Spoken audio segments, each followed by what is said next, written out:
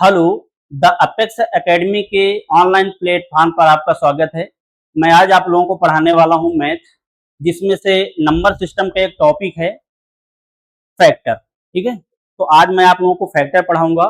और इससे पहले मैं आप लोगों को ये बता दूं कि फैक्टर में क्या क्या हम लोगों को पढ़ना है।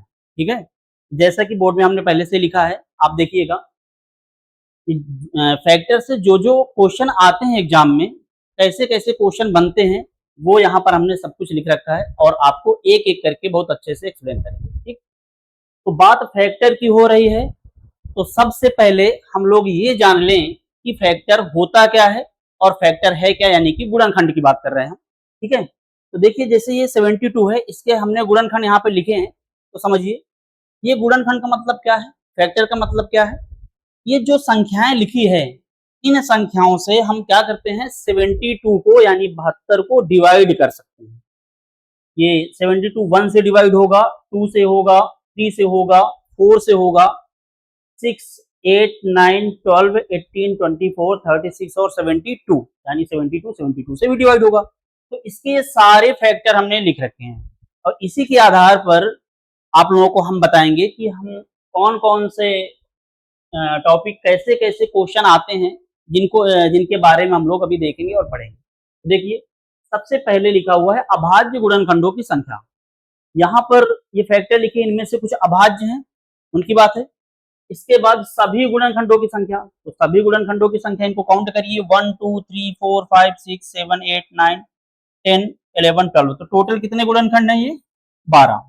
ठीक है, अभी और देखिए, आप ये मत समझिए कि इसमें कौन सी बात है, 72 के गुणनखंड तो हम ऐसे निकाल लेंगे, इस तरह से क्वेश्चन नहीं। क्वेश्चन ऐसे भी आएगा, जैसे ये 3600 है, 3600 के कितने गुणनखंड होंगे, ये आपको बताना है। तो इसके 3600 के गुणनखंड हम इस प्रकार से तो नहीं कर सकते हैं, है ना। तो ये सारी चीजें क्लियर करेंगे। तो क्या पढ़ेंगे, सभी गुणनखंडों की संख्या, विषम गुणनखंडों की संख्या, यानी जो गुणनखंड है इसमें से कितने विषम गुणनखंड है, सम गुणनखंडों की संख्या, ये जो गुणनखंड है इसमें से कितनी ऐसी संख्या, कितने ऐसे गुणनखंड है जो सम है, सभी गुणनखंडों के, सभी गुणनखंडों का योग। अब ये जो गुणनखंड है इनका योग, इसी तरह से अगर हम 3600 के गुणनखंड निकालें, बहुत ज्यादा होंगे, उनका भी योग इस तरह से। तो और विषम गुणनखंडों का योग, इसमें से जितने विषम गुणनखंड है उनका योग, सम गुणनखंडों का योग, जितने भी सम गुणनखंड है उनका योग, सभी गुणनखंडों के व्युत्क्रमों का योग, है ना। जो ये गुणनखंड हैं इनके व्युत्क्रमों का योग भी हमको पढ़ना। जैसे ये 1 है, 2 है, तो 1/2 1/3 1/4 इनका व्युत्क्रम करेंगे, उसके बाद इनको जोड़ेंगे, वो भी बताना है। ठीक है, सभी गुणनखंडों का गुणनफल, यानी जितने भी गुणनखंड हैं इनका गुणा करें और इनका गुणनफल क्या आएगा ये भी हमको बताना है, यानी कि इनका गुणनफल बताना है। सभी गुणनखंडों का औसत, इनका औसत कितना होगा ये भी बताना है। इसके बाद पूर्ण वर्गों की संख्या, ठीक है, जितने भी गुणनखंड हैं इनमें से कितने ऐसी संख्याएं हैं जो पूर्ण वर्ग हैं, है ना, परफेक्ट स्क्वायर हैं। जैसे 4 हो गया, 9 हो गया, 36 हो गया, ये क्या है, ये परफेक्ट स्क्वायर हैं। तो कितने होंगे गुणनखंडों में से कितने पूर्ण वर्ग होंगे, कितने पूर्ण घन होंगे, है ना। 4 के गुणज कितने होंगे, 4 का गुणज का मतलब इसमें कौन कौन से ऐसी संख्या जिनमें 4 का भाग चला जाएगा। 8 के गुणज कितने होंगे, कितनी ऐसी संख्या जिनमें 8 का भाग चला जाएगा। इसी प्रकार से और भी ऐसे क्वेश्चन बनते हैं, तो सबके बारे में हम लोग जानेंगे। ठीक है, तो आज सबसे पहले हम शुरू करेंगे अभाज्य गुणनखंडों की संख्या, है ना, नंबर ऑफ प्राइम फैक्टर। ठीक है, तो चलिए देखिएगा क्या लिखा है, अभाज्य गुणनखंडों की संख्या। तो देखिए सबसे पहले हम एक छोटा नंबर लेते हैं, जैसे कि 24। अब अगर हम इसके गुणनखंड करें तो 1 2 3 4 6 8 12 और 24, यानी कि 24 की ये गुणनखंड है ना। हमको निकालना है अभाज्य गुणनखंडों की संख्या। अब आपके दिमाग में एक बात चल रही होगी कि इसमें से जो अभाज्य गुणनखंड है वो 2 और 3 है, ऐसा सोच रहे हो, सिर्फ 2 है, 1 और 2। आपके दिमाग में होगा कि अभाज्य गुणनखंड सिर्फ 2 हैं, लेकिन याद रखिए इस तरह से अभाज्य गुणनखंडों की संख्या नहीं निकालनी। कैसे निकालना है, जैसे 24 है, इस तरह से आपको फैक्टर करना है। और फैक्टर आप जब भी करेंगे तो किस संख्या से करेंगे? अभाज्य संख्या से। ऐसा नहीं कि 24 6 से कटे, 4 से कटे तो आप ऐसे काट दें। तो किससे? सबसे पहले 2 से डिवाइड करेंगे, क्या आएगा? 12, फिर 2 से 6, और फिर 2 से 3, और फिर 3 से करेंगे तो क्या आएगा? 1। अब हमको क्या निकालना था? अभाज्य गुणनखंडों की संख्या। तो देखिए कितने होंगे? 1 2 3 4। कितने अभाज्य गुणनखंड हैं? 4। इस तरह से जब भी आपको अभाज्य गुणनखंडों की संख्या निकालनी हो तो हमेशा आपको ऐसे ही करना है। बात समझ रहे हैं ना? जब भी आपको अभाज्य गुणनखंडों की संख्या निकालनी हो तो ऐसे ही करना है। जैसे अभी हम लेते हैं 240, ठीक है, 240 लेते हैं। इसको हम 2 से डिवाइड करेंगे तो क्या आएगा? 120। फिर 2 से डिवाइड करेंगे तो 60, फिर 2 से 30, फिर 2 से 15, फिर 3 से 5, और फिर 5 से 1। ठीक है, यहाँ पर जिनसे हमने डिवाइड किया सारे नंबर कैसे हैं? प्राइम नंबर है, यानी अभाज्य संख्याएं हैं। तो कितनी है? 1 2 3 4 5 6। तो 240 के टोटल अभाज्य गुणनखंड कितने हैं? देखिए हम अभाज्य गुणनखंड की बात कर रहे हैं ना, तो अभाज्य गुणनखंड कितने हैं? 6। इस तरह से हमको अभाज्य गुणनखंडों की संख्या निकालनी है, इस तरह से नहीं, ठीक है, हमेशा इस तरह से ही निकालनी है। ठीक है, अब अभाज्य गुणनखंडों के बाद अगला हम क्या बताने वाले थे आपको? सभी गुणनखंडों की संख्या। क्या बताना है? सभी गुणनखंडों की संख्या। जैसे हमने 24 लिया है, देखिए हम आपको पहले पूरा कॉन्सेप्ट बताते हैं कि कैसे कैसे क्वेश्चन करना है, इसलिए हमने 24 फिर से लिया एग्जांपल। तो इसके फैक्टर 1 2 3 4 6 8 12 और 24।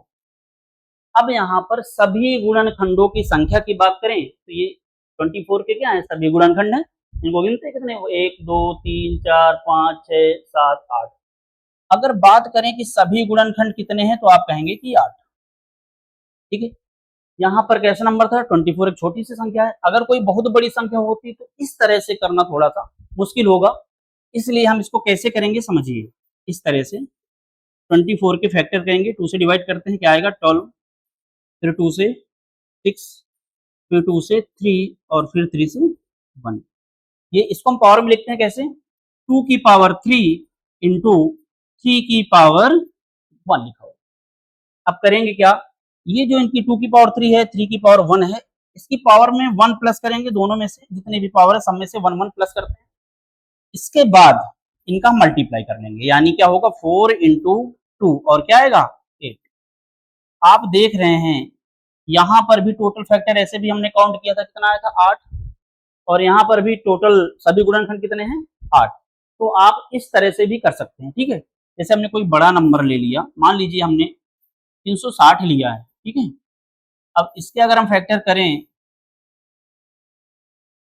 180, फिर 2 से डिवाइड करेंगे तो 90, फिर 2 से 45, फिर 15, सॉरी 2 से नहीं होगा, 3 से है ना, 45 को 3 से डिवाइड करेंगे, क्या आएगा? 15, फिर 3 से 5, और फिर 5 से डिवाइड करेंगे तो क्या आएगा? 1। देखिए क्या लिखा हुआ है, इसको हम कैसे लिख सकते हैं? 2 की पावर 3 इंटू 3 इंटू 3, यानी 3 की पावर 2 इंटू 5 की पावर 1। ठीक है, अब हम क्या करेंगे? ये जो इनकी पावर है, इनकी घात है, इसमें एक एक और जोड़ते हैं, है ना, इसमें भी एक जोड़ेंगे, इसमें भी एक जोड़ेंगे, और इसमें भी एक। अब क्या करेंगे? इनका मल्टीप्लाई, 3 और 1 4 इंटू 2 और 3 इंटू 2। ठीक है, क्या आएगा? 4 से 12 दूनी 24, यानी 24। क्या आ जाएगा आंसर अपना? 24 आंसर आ जाएगा। बात समझ पा रहे हैं आप? टोटल फैक्टर कैसे निकालेंगे? सभी गुणनखंडों की संख्या, है ना। तो आगे देखिए क्या है? विषम गुणनखंडों की संख्या। क्या बात कर रहे हैं? अच्छा थोड़ा सा बैक आते हैं। देखिए जैसे यहाँ पर हमने लिखा है 24, है ना, इसके फैक्टर, इसके अलावा अगर थोड़ा सा बेसिक चलते हैं, थोड़ा सा और बताते हैं कि ऐसा क्यों है, तो देखिए यहाँ पर 2 की पावर 0, 2 की पावर 1, 2 की पावर 2, और 2 की पावर 3। ये क्या लिखा है? 3, यानी 3 की पावर 0 और 3 की पावर 1। ठीक है, तो अगर हम थोड़ा मल्टीप्लाई करके भी अगर निकालें इस गुणनखंडों की संख्या, देखिए जरा। अच्छा, आपको पता है कि किसी 2 की पावर 0 इसकी वैल्यू क्या होगी 1, इस तरह 3 की पावर 0 इसकी वैल्यू क्या होगी 1। तो इसका मल्टीप्लाई हम इससे करें तो ये भी 1 है और ये भी 1 है ना, दोनों का मल्टीप्लाई क्या आएगा 1। इसके बाद फिर हम इसका मल्टीप्लाई इससे करेंगे तो ये तो 1 होगा और ये 2 होगा, तो 2 1 2 यानी कि 2। फिर इसका मल्टीप्लाई इससे करेंगे तो ये 1 होगा और ये क्या होगा 2 2 4, 4 into 1 यानी कि 4। फिर इसका मल्टीप्लाई हम इससे करें तो ये 1 होगा और ये क्या होगा 8, 8 into 1 क्या होगा 8, है ना। अब इसी के साथ अभी ये बाकी है तो ये 1 होगा और ये 3, 2 की पावर 0 यानी 1 होगा, तो इसका मल्टीप्लाई इससे करें क्या आएगा 3। इसी तरह से इसका मल्टीप्लाई इसी से करें तो ये 2 है और ये क्या होगा 3, 3 2 6। इसका मल्टीप्लाई इसी से करें, ये 4 है, 2 2 4 into 3 तो क्या आएगा 12। इसी तरह से इसका मल्टीप्लाई इससे करें तो ये होगा 8 और ये होगा 3, 8 और 3 क्या होगा 20। कितने फैक्ट है जरा काउंट करिए, 1 2 3 4 5 6 7 8, है ना। टोटल फैक्टर भी 8। तो ये इसका बेसिक कॉन्सेप्ट था कि कैसे हम निकालेंगे, तो इस तरह से भी आप निकालेंगे, है ना। तो बात समझ रहे हैं, अब आगे देखिए। विषम गुणनखंडों की संख्या, क्या बात कर रहे हैं, विषम गुणनखंडों की संख्या।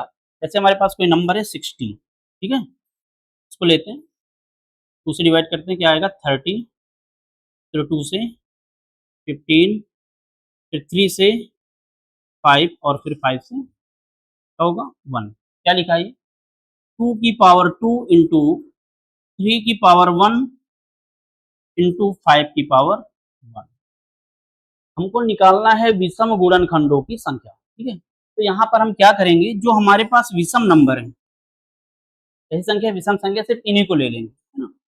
और इनकी पावर में क्या करेंगे 1 प्लस कर लेंगे, जैसे कि इससे पहले भी हम करते हैं, है ना। इनका मल्टीप्लाई करेंगे, क्या होगा 2 इंटू 2 यानी 2 इंटू 2 क्या हो जाएगा 4। तो विषम गुणनखंडों की संख्या क्या हो जाएगी 4। क्या है ये विषम गुणनखंडों की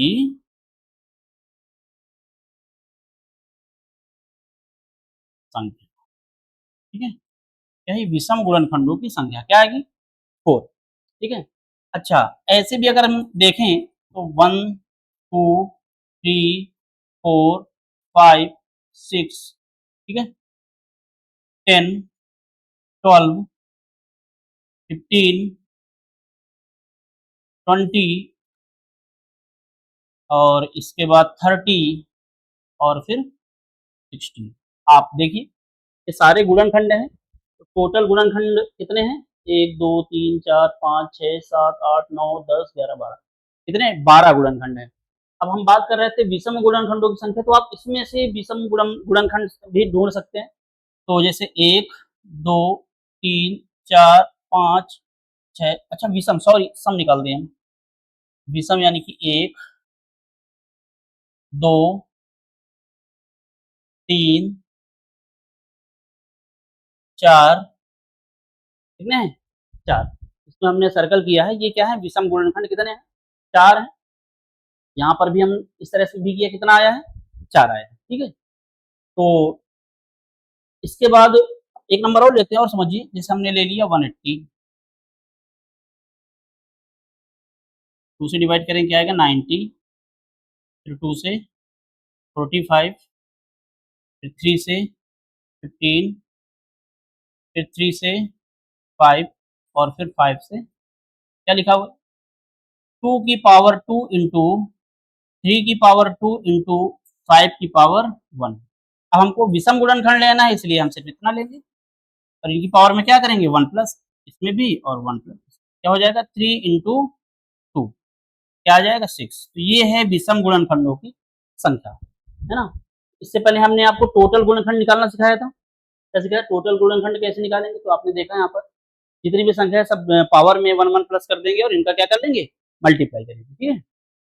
और इसके बाद फिर विषम गुणनखंडों की संख्या, विषम गुणनखंडों की संख्या के बाद हम लोग क्या देखेंगे आगे सम गुणनखंडों की संख्या। तो देखिए सम गुणनखंड कैसे निकालेंगे, पहले हम क्या करेंगे जो संख्या है हमारे पास इसमें से इनके हम टोटल गुणनखंड निकाल लेंगे, है ना। उसके बाद हम क्या करेंगे, टोटल में से विषम गुणनखंड तो हमने आपको बता ही दिया कैसे निकालते हैं, विषम गुणनखंड निकाल लेंगे, है ना। टोटल में से विषम गुणनखंड को जब हम घटा देंगे तो क्या निकलेगा, सम गुणनखंड, है ना। तो देखिए बताते हैं आपको, जैसे हमने लिया 16, है ना, 30, 15, 3 से डिवाइड करेंगे 5 और 5 से डिवाइड करेंगे 1। तो देखिए क्या लिखा है, टोटल 2 की पावर 2 इंटू 3 की पावर 1 इंटू 5 की पावर 1। तो पहले हम निकालते हैं सभी गुणनखंडों की संख्या। तो क्या करेंगे, एक इसमें और एक इसमें, क्या है, सभी गुणनखंडों की संख्या, ठीक है, सभी गुणनखंडों की संख्या तो कितनी होगी, 3 इंटू 2 तो पावर है इनका मल्टीप्लाई करेंगे तो 3 दूनी 6 दूनी 12, कितना आया 12, है ना। अगर इसी में से हमको विषम गुणनखंडों की संख्या निकालनी हो, क्या निकालनी हो, विषम, तो आपको पता है विषम गुणनखंडों की संख्या निकालने के लिए हम सिर्फ विषम संख्या लेंगे, है ना, विषम गुणनखंडों की संख्या, ठीक है। तो देखिए विषम गुणनखंडों की संख्या सिर्फ यही लेना है, यानी कि 2 इंटू 2 और क्या आ जाएगा 4।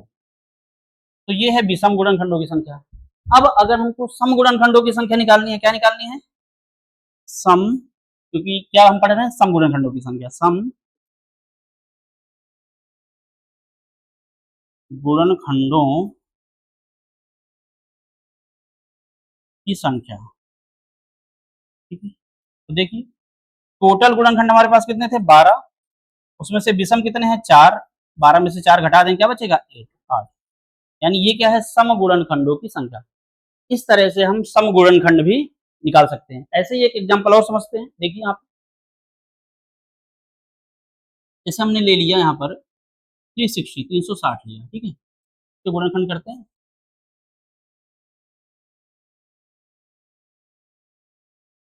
फिर 2 से डिवाइड करें क्या आएगा 45, फिर 3 से 15 और फिर 3 से 5 और फिर 5 से डिवाइड करें क्या आएगा 1। क्या लिखा है, 2 की पावर 3 इंटू 3 की पावर 2 इंटू 5 की पावर 1, ठीक है। सभी गुणनखंडों की संख्या निकालते हैं, सभी गुणनखंडों की संख्या कैसे निकालेंगे, आपको पता है, पावर में 1 प्लस करते हैं और इनका गुणा कर लेते हैं, क्या हो जाएगा, 4 गुणे 3 गुणे 2, 4 गुणे 2, तो 4 3 12, 12 दूनी 24। ये टोटल गुणनखंड क्या है, टोटल गुणनखंड किसके, 360 के। अब अगर हम बात करें विषम गुणनखंड, विषम गुणनखंडों की संख्या, ठीक है, तो हम क्या करेंगे, हम सिर्फ विषम वाली संख्या लेते हैं, है ना, क्या लेके 2 और 1 3 और 1 1 2, यानी कि 3 गुणे,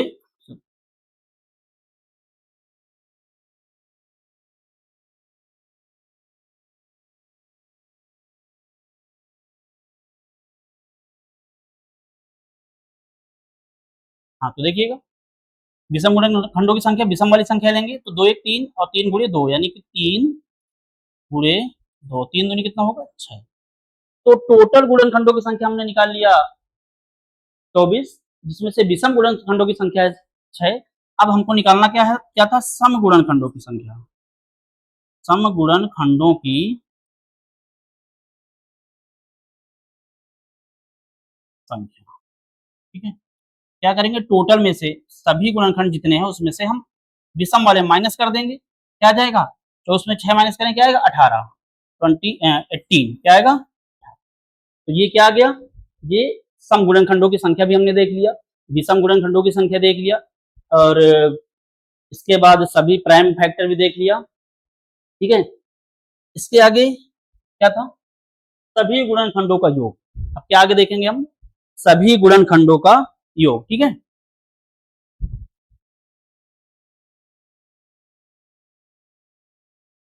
तो चलिए सभी गुणनखंडों का योग भी समझते हैं, कैसे करेंगे।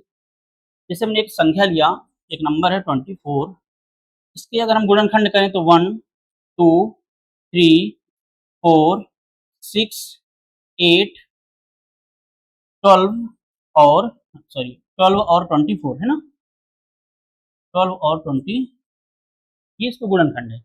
बात करें सभी गुणनखंडों का योग, यानी 1 + 2 + 3 + 4 + 6 + 8 + 12 + 24, अगर इन सबको जोड़े, वैसे आप जोड़ के बताइए कितना होगा। ये 36 में से 8 प्लस करेंगे 44, 50, 54 और 57, कुल मिलाकर के क्या आएगा 60। आप लोग काउंट करिए कहीं गलत तो नहीं हुआ, क्या आएगा 60। ठीक है, जितने भी गुणनखंड है इनको हमने जोड़ा तो क्या आया 60। अच्छा, इसको अगर हम इस तरीके से करें 12, 6, फिर 2 से डिवाइड करेंगे 3, फिर 3 से डिवाइड करेंगे क्या आएगा 1। ये हमने क्या लिखा है 2 की पावर 3 इंटू 3 की पावर 1। तो देखिए हमको क्या निकालना, सभी गुणनखंडों का योग। तो इसको हम कैसे लिख सकते हैं, 2 की पावर 0 प्लस 2 की पावर 1, यानी 2 की पावर 3 तक जाते, प्लस 2 की पावर 2 प्लस 2 की पावर 3, है ना। जीरो शुरू करेंगे कहाँ, 2 की पावर 3 है तो 3 तक। इसके बाद यहाँ पे मल्टीप्लाई, क्योंकि मल्टीप्लाई है ना, तो 3 में क्या लिखेंगे 3 की पावर 0 प्लस 3 की पावर 1। अब देखिए इसके बाद कोई नंबर है अगर उसकी पावर 0 है तो उसकी वैल्यू क्या होगी 1। तो यहाँ पर क्या आएगा 1 प्लस 2 की पावर 1 यानी कि 2 प्लस 2 की पावर 2 का मतलब क्या हो गया 4 प्लस 2 की पावर 3 का मतलब हो गया 8, है ना, इंटू अब यहाँ पर भी 3 की पावर 0 की वैल्यू क्या होगी 1 प्लस 3 की पावर 1 यानी कि 3 को ऐड करिए कितना होगा 8 4 12, 12 दिन 15 यानी 15, क्या होगा 15 इंटू 4 और आप मल्टीप्लाई करें तो क्या आएगा 60। और आप देखिए यहाँ पर भी इस तरह से हमने इसके फैक्टर निकाले थे, कितना आया था 60, यहाँ पर भी कितना आया 60।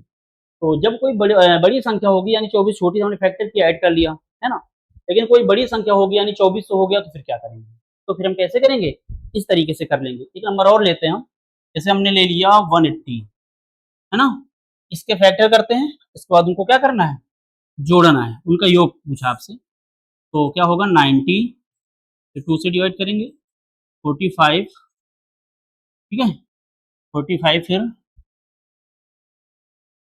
3 से 15, फिर 3 से 5, फिर 5 से 1, तो क्या लिखा है 2 की पावर 2 इंटू 3 की पावर 2 इंटू 5 की पावर 1, है ना।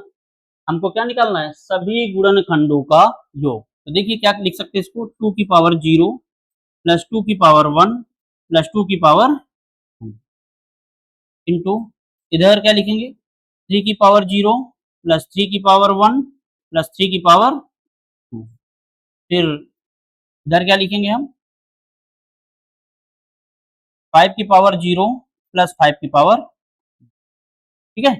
चलिए देखिए आगे करते हैं, तो ये क्या आएगा 1 प्लस 2 प्लस 4 इंटू क्या होगा ये 1 प्लस 3 प्लस 9, 3 की पावर 2 का मतलब क्या होगा 9 इंटू 5 की पावर 0 यानी कि 1 प्लस 5 की पावर 1 क्या होगा 5। चलिए क्या होगा 7 इंटू 13 इंटू 6, इनका मल्टीप्लाई करके बताइए क्या आएगा, मल्टीप्लाई करिए जरा,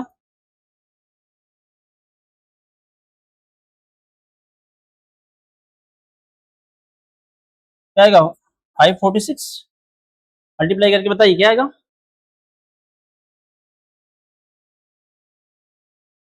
हाँ 546।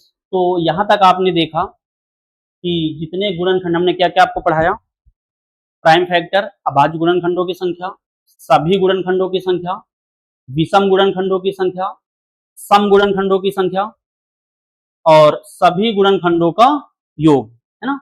इसके आगे हम विषम गुणनखंडों का योग भी पढ़ेंगे, सम गुणनखंडों का योग भी पढ़ेंगे, बात समझ रहे हैं ना। तो ये इसके देखिए अभी तो बहुत सारी चीजें बतानी बाकी हैं।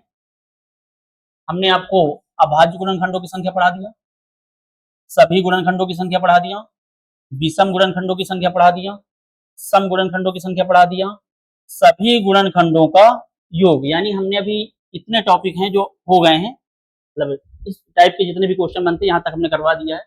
अभी ये अगली क्लास में बाकी चीजें हम आपको बताएंगे कि विषम गुणनखंडों का योग कैसे निकालेंगे, सम गुणनखंडों का योग कैसे निकालेंगे, है ना।